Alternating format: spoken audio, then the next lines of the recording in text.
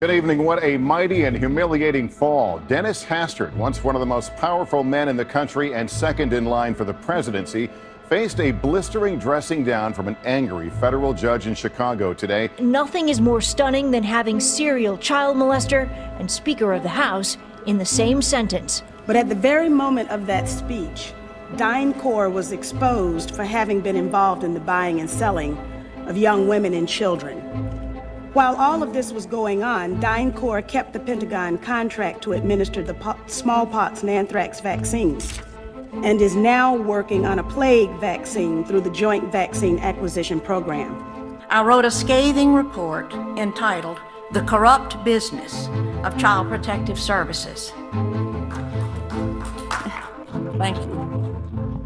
Former State Senator Nancy Schaefer and her husband Bruce were found dead today at their Havisham County home. To receive the adoption incentives or bonuses, local CPS must have more children. They must have more merchandise to sell. Allegations of prostitution and pedophilia and allegations that those crimes were somehow covered up or not looked into. So the State Department this morning is having to respond to those claims. That a U.S. ambassador, quote, routinely ditches his protective security detail in order to solicit sexual favors from both prostitutes and minor children. This concerns the time that Hillary Clinton was Secretary of State. The memo also notes that 3 members of then Secretary of State Hillary Clinton's security detail, quote, engaged prostitutes while on official trips in Colombia and Russia. And the allegations are that these investigations were whitewashed, quashed altogether, and that those orders came from high up. We learned of it from the media, a spokesman for Clinton said, and we don't know anything beyond what's been reported. A former investigator for the department's inspector general has complained to Congress and the media that the investigations have not been thorough because of the pressure from those high-level officials. The sad truth is that human trafficking is a real problem plaguing each and every community here in the United States. Enough is enough. Captured on cell phone video, the chilling moment that rapid gunfire broke out in Alexandria this morning. Among the first to be hit, Republican whip Steve Scalise. He's drug himself from the dirt infield to the grass outfield.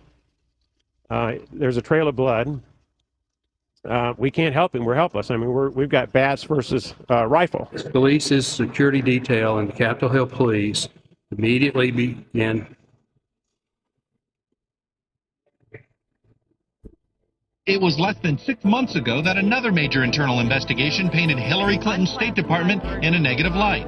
That scathing report on the failed diplomatic security procedures in the aftermath of the Benghazi attack.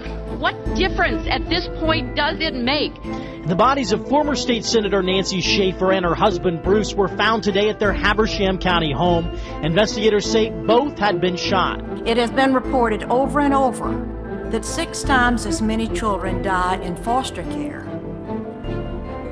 than in the general public. Child Protective Services can't say they even had the case because of state privacy laws. Why is there a right to privacy for 2 children that are down in the sewer? Ted Weisenberger is on a citizen panel which reviewed hundreds of CPS cases gone wrong, even wrote about it in Sunday's paper. So did you sexually abuse him? Yes. This is abuse of power. It is lack of accountability.